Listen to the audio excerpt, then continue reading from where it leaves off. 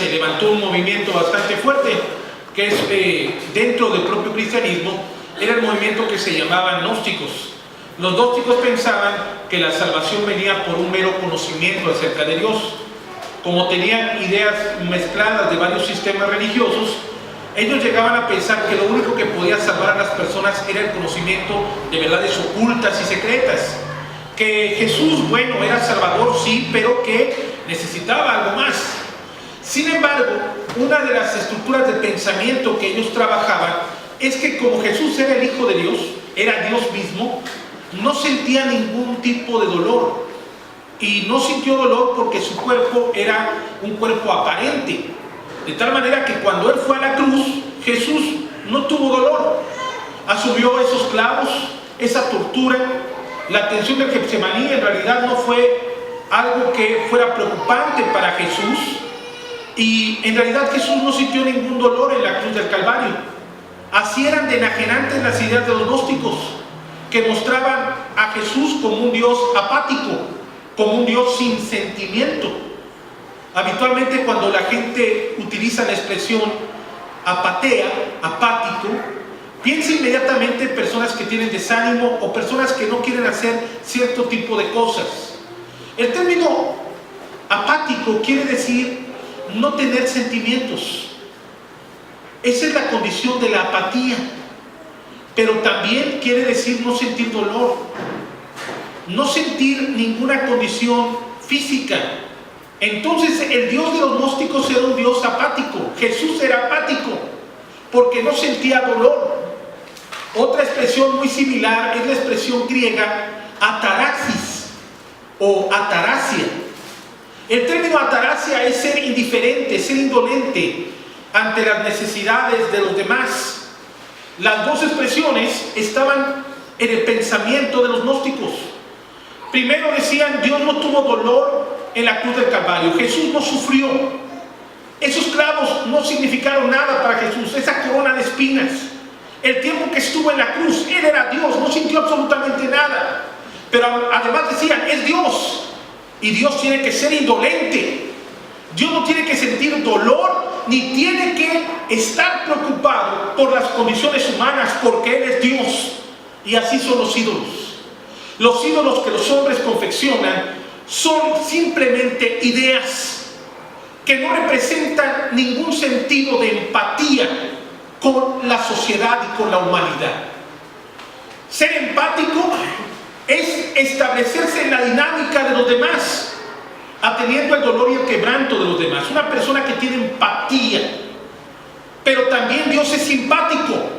Una persona alegre, dicen, como popularmente se entiende el término, mira, fulano es bien simpático. No, Dios es simpático porque a Dios le interesa nuestro dolor y nuestro quebranto. Dios se hace empático y simpático con la humanidad a través de Cristo Jesús, Señor nuestro. Por lo tanto, el Dios de la iglesia, Jesucristo, es aquel Dios que es simpático y empático con todo el género humano, y particularmente con su pueblo. Las ideas de los gnósticos son herejías totales. Dios mismo sufrió en la cruz del Calvario al ver a su Hijo derramar precio de sangre por nosotros. Dios mismo sufrió en Jesucristo en medio de la imposibilidad de intervenir, porque ese Dios todopoderoso no puede tener comunión con el pecado. Por eso el clamor de la cruz de Jesús: Eloí, Eloí, lama sabactani. Dios mío, ¿por qué me has abandonado? Porque Jesús cargó en Él, en realidad, en ese sentido empático y simpático, Jesús cargó en Él todo nuestro quebranto, las condiciones pecaminosas que golpean al ser humano y que lo convierten en un ser con condiciones de remordimiento, con condiciones de dolor terrible por el producto y resultado de su pecado. Y Jesús lo llevó en la cruz del Calvario. Jesús no es el Dios indolente, al contrario, es el Dios que se duele con todas las condiciones que los seres humanos enfrentan.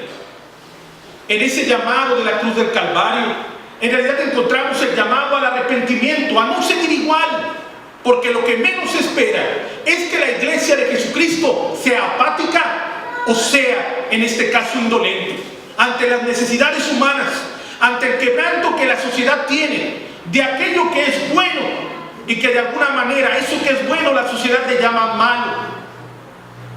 La iglesia de Jesucristo no es indolente y no es apática. La iglesia de Jesucristo se preocupa porque la predicación del evangelio llegue al corazón del pecador y que el pecador sea llamado al arrepentimiento, porque ellos mismos han sido llamados al arrepentimiento. Una persona en una condición apática no siente dolor por su pecado, tendrá cauterizada la conciencia y no tendrá motivos para cambiar. Pensará que lo que hace está bien cuando quebranta corazones, cuando duele en realidad la condición del alma por el mal proceder de las personas.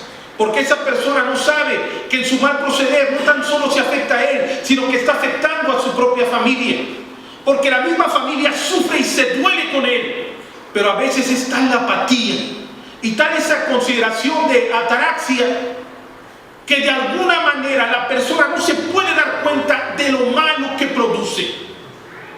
Jesús nos invita a mirar nuestro actuar y la Sagrada Escritura nos invita a autoevaluarnos y a considerar nuestros caminos.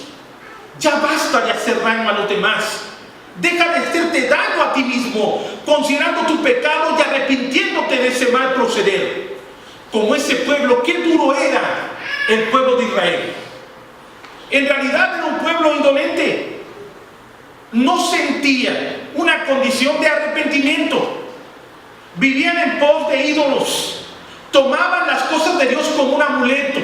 Por eso pensaban que si llevaban el arca del pacto consigo, iban a tener victoria contra los filisteos. La Escritura nos dice que hubo una masacre en el campo de batalla y los filisteos tomaron para sí el arca del pacto y con ello dañaron todo el acercamiento a Dios que el pueblo de Israel podía tener garantizado a través del arca del pacto, porque era parte vital de todo el sistema de sacrificios y holocaustos para el perdón de los pecados.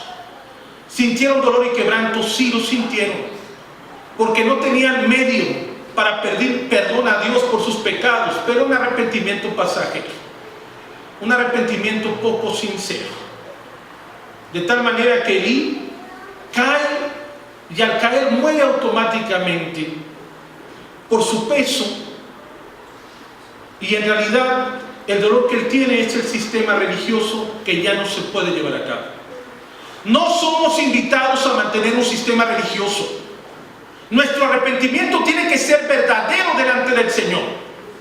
Las palabras desde el hebreo que denotan el sentido del arrepentimiento marcan el sentido del cambio de conducta.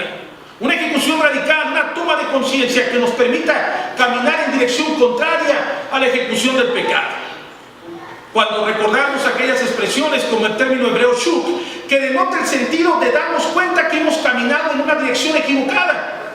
Aquel hombre y aquella mujer que buscan una dirección y que en realidad tienen tal vez más mal anotada el número de esa dirección y se dan cuenta verdaderamente en ese caminar, ellos simplemente se detienen y dicen: he estado caminando mal, y dan la espalda para buscar el camino que es correcto y es adecuado. Somos llamados al arrepentimiento. Somos llamados a no caminar en aquello que es desagradable delante de los ojos de Dios. Es curioso porque las dos expresiones hebreas denotan la misma intensidad. Una categoría de arrepentimiento que implica un movimiento físico, dar la espalda a las condiciones pecaminosas. Pero además, esa misma característica se conserva en las palabras griegas. Metanoia, epistrefo, que son palabras que invitan al cambio de conducta de una manera decidida.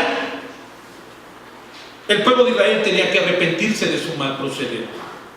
Habían confundido a Dios con un mero amuleto y todo el sistema sacrificial y de perdón de pecados era tan trivial que no tenían arrepentimiento en realidad en su corazón.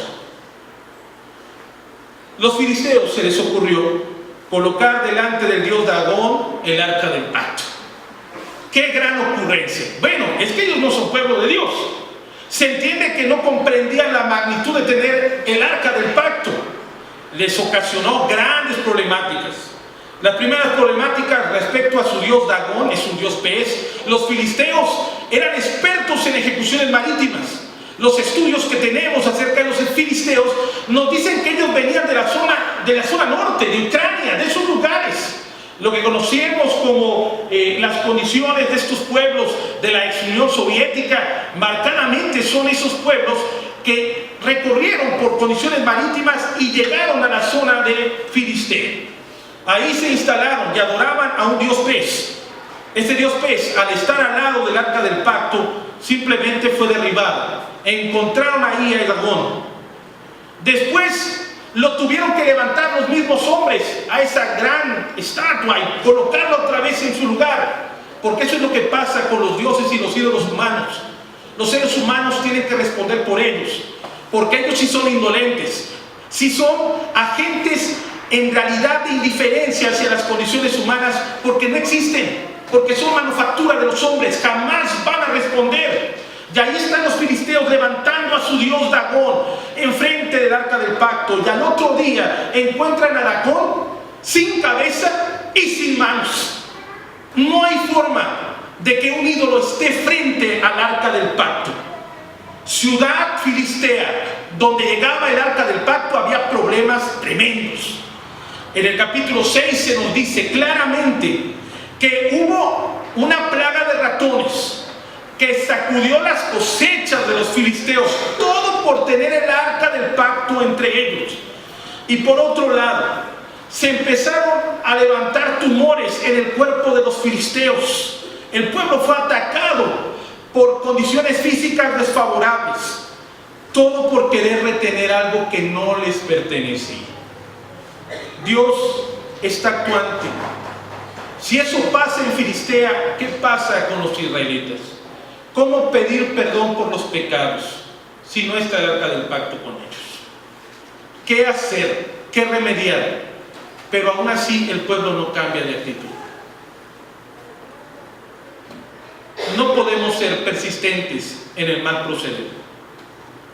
Dios nos llama a arrepentirnos y a renovar nuestras vidas. Si hombres y mujeres somos pecadores, pero no es posible seguir pecando y tomar el pecado como un estilo de vida, siendo creyentes en Jesucristo. Eso es algo verdaderamente incongruente. Si conocemos a Cristo Jesús como Señor y Salvador de nuestras vidas, el pecado no tiene que ser la opción de nuestra vida, no tiene que definir el estilo de vida que debemos de llevar. Dios nos invita a arrepentirnos de nuestro mal proceder y a no tomar el pecado como un estilo de vida, como algo natural en nosotros. Tenemos que tener una vida transformada por la dinámica y la gracia de Jesucristo. Pudiera resultar fácil la condición de dar la espalda al pecado, pero en realidad es difícil. Por eso el Espíritu Santo actúa, interviene y nos ayuda a corregir un estilo de vida que no es agradable delante de los ojos de Dios. Y lo requerimos, lo necesitamos, porque ese Dios que no es indolente atiende nuestro clamor y nuestra necesidad. No nos deja en esa terrible condición pecaminosa. Interviene en el favor de su gracia por Cristo Jesús y actúa en nuestras vidas. Los filisteos reflexionaron que no era posible seguir teniendo el arca del pacto entre ellos. Así es que pasados 20 años retornaron el arca del pacto. Y en esa ejecución de retornar el arca del pacto, que fue motivo de gozo para todo el pueblo de Israel, hubo esperanza y gran bendición. Esta liberación que el pueblo tiene constituye a Samuel en aquel que va a dirigir ahora a un pueblo que estará bajo la dinámica del arrepentimiento. Pero tenemos que aprender de Israel que el arrepentimiento de usted y el mío tiene que ser un arrepentimiento sincero y total delante de los ojos de Dios, delante de ese Dios todopoderoso que exhibe a los ídolos de los hombres, como fue Dagón para la cultura de los filisteos. Nosotros tenemos que atender el llamado de Dios como un cambio en nuestra vida que nos permita dar la espalda al pecado y caminar en el propósito de Cristo como la iglesia de nuestro Señor y Salvador que somos. El cambio es necesario y es vital. El arca no regresó a Silo, sino que regresa a Abinadab. Y ese es el tiempo en el cual el Señor ha establecido. Samuel puede derrotar a través del ejercicio de la entrega al Señor las pretensiones de esa comunidad de filisteos. Y pueden hacer frente a ese pueblo tan poderoso, tan capaz en los propósitos de guerra, pero lo hacen con el favor de Dios, que interviene y que actúa. Hay cosas que nos resultan difíciles cambiar. Por nuestros medios, por nuestra fuerza, no lo podemos hacer. Necesitamos ponernos en las manos de Dios y decirle: Señor, actúa en mi vida, ayúdame para que yo pueda cambiar esto que no me permite de bien a bien estar en una comunión contigo. Necesito que tú intervengas. Y el pueblo de Israel lo tuvo que hacer en medio de la condición de tristeza que ellos tenían. No podían permanecer en su indolencia y en su apatía como pueblo de Dios. Tenían que caminar conforme al propósito de su Señor. Y pudiera ser que hubiese creyentes obstinados en seguir caminando en apatía, aún viendo su mal proceder y asumiendo las consecuencias de eso, y siendo indolentes a las condiciones que el pecado propicia. No se trata de favorecer las condiciones pecaminosas. Cuando tú ves que un familiar y que un amigo caminan mal delante de los ojos de Dios, hermano, no los solapes. Ayúdale a venir al camino de Cristo Jesús, a reconsiderar sus pasos. No lo premies. Tenemos que ser bastante claros con esto. Aquel que no camina conforme al propósito y el plan de Dios tiene que ser advertido. Y se le tiene que decir que su proceder es malo delante de la voluntad del Señor, que Él sabe. Y que los creyentes también. Un creyente indolente y verdaderamente apático será aquel que no le diga a su hermano, a su hermana, a su hijo, a su hija, a su esposo, a su esposa, que hay un sentido negativo que se tiene que cambiar. Por amor a él, por amor a ella, se tiene que cambiar ese sentido. El pueblo lo tuvo que reconocer. El pueblo había caminado lejos del Señor. Ahora, ubicados en el capítulo número 7, vemos a Samuel colocado como juez de Israel. Ya hay algo importante.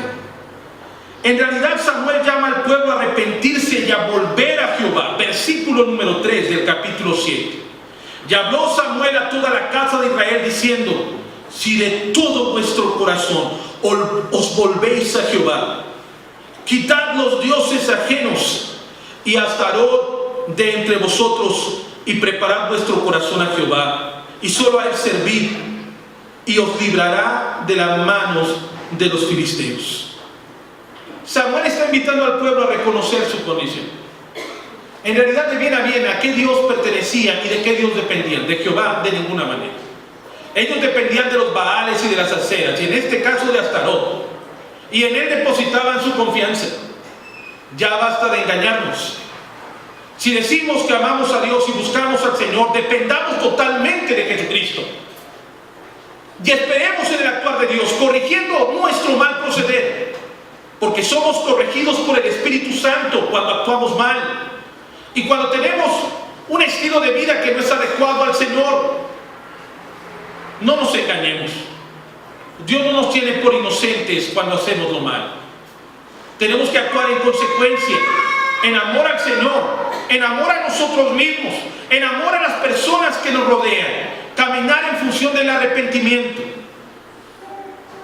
A veces esta ejecución puede ser difícil para muchos, que pretenden engañar a Dios como si engañaran a los hombres. Si nadie me ve, si nadie se da cuenta, no hay ningún problema. Los medios electrónicos han potenciado lo peor del género humano. Y en esto, la Iglesia de Jesucristo tiene que saber que hay un Dios todopoderoso al cual tenemos que dar cuentas de todo nuestro proceder. A Él no le podremos engañar. Él sabe aquello, tal vez, en el caso de los varones, que la esposa no sabe, que los hijos no saben. En el caso de las hermanas, que el esposo no sabe, que los hijos no saben. Él lo sabe todo. En el caso de los jóvenes, Él sabe lo que los padres no saben, lo que los hermanos no saben. El clamor de Samuel delante del pueblo es un clamor vital para todos nosotros. Es el llamado al arrepentimiento. Volveos a Jehová de todo corazón. Y este volver a Jehová es un llamado al arrepentimiento, hermanos. Es dar la espalda al pecado y al mal proceder. Y es un llamado claro. No es un llamado profundo, con muchos misterios de contenido teológico oscuro, no.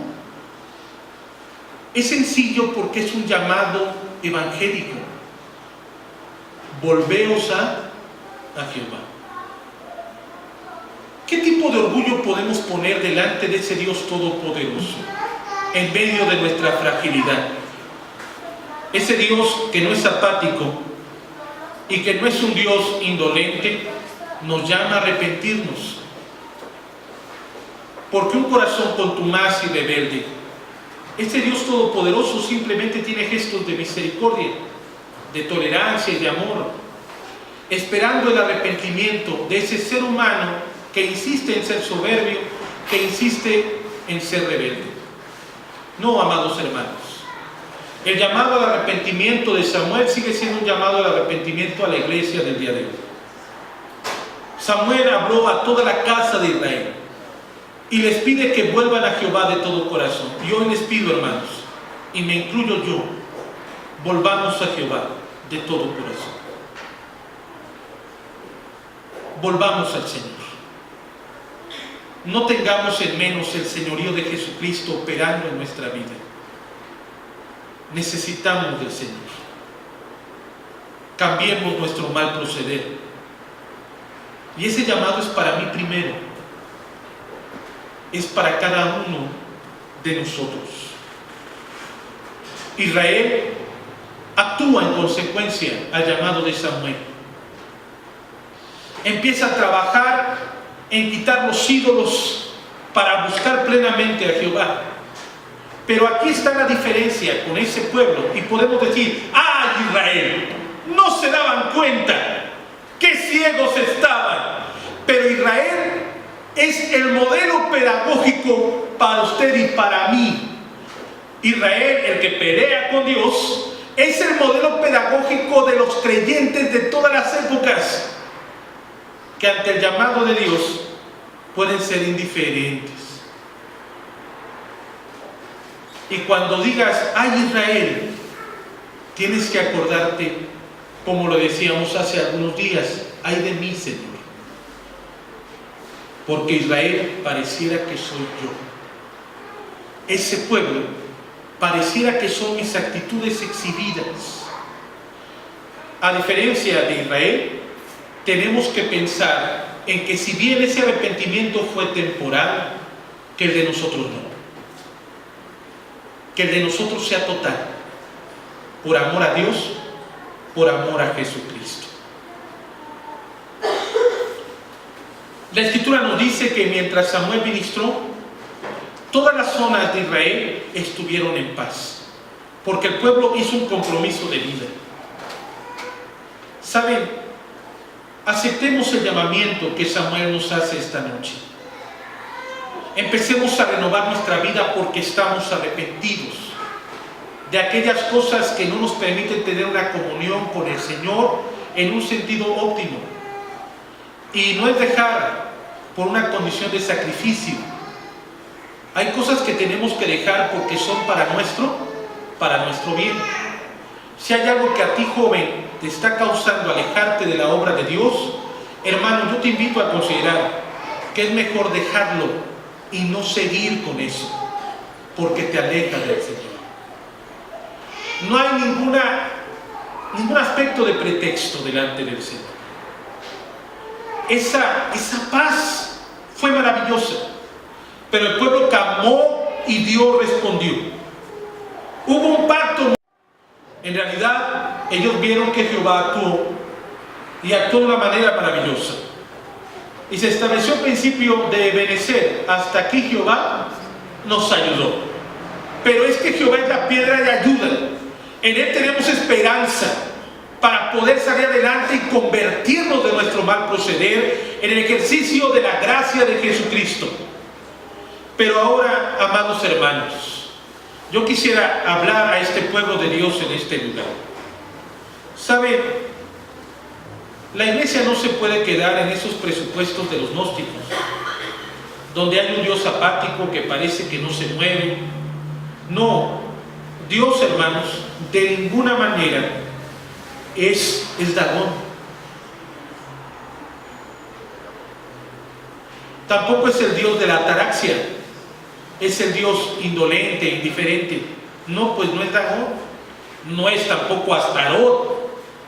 El Dios nuestro siente, no es indolente, es un Dios simpático y empático, pero también quiere que su pueblo no sea apático, ni sea un pueblo indiferente al dolor y a las necesidades humanas. Solamente un pueblo arrepentido puede ser una iglesia verdaderamente simpática y empática con la sociedad, porque es una iglesia que vive en el arrepentimiento e invita a los hombres que están en una condición de rebeldía y de desobediencia a venir al arrepentimiento. Yo les invito hoy, hermanos, para la renovación de nuestra iglesia, arrepintámonos de nuestro mal proceder. Volvamos a Jehová con todo nuestro corazón. No podemos ser una iglesia apática ni una iglesia indiferente. Queremos ser esa comunidad que verdaderamente sea simpática y empática con el dolor humano y con el llamado al arrepentimiento de todos los hombres. Oremos al Señor.